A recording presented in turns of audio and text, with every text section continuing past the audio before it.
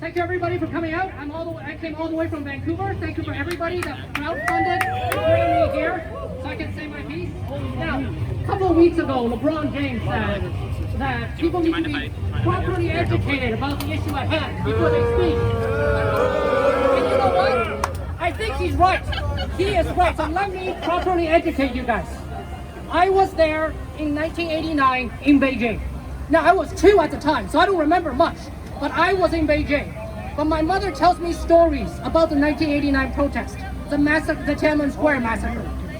So he tells me about fun stories like how I would refuse to go to bed and I would imitate the protesters and put on a bandana and run out of my bedroom and say, I'm going out to fight for my freedom. And she had to chase me around the house and put me back in bed. But she also tells stories about the bodies lying on the streets, about how loved ones will be afraid to come out of their door because the Chinese government, the Chinese military, can and did shoot on people trying to collect the dead bodies of their loved ones. So that's real. So the Tiananmen Square massacre was just that. It is not a meme. It was a massacre perpetrated by the army on its own citizens.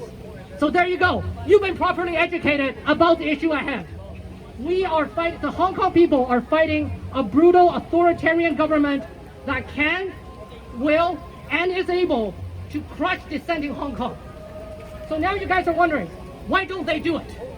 Why don't they just roll the tanks in and do it?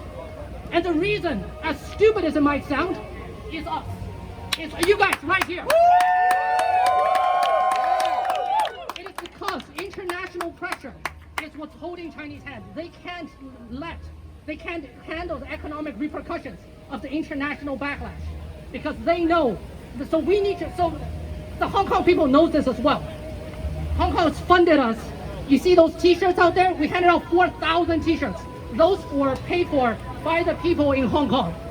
So they know that this movement is important.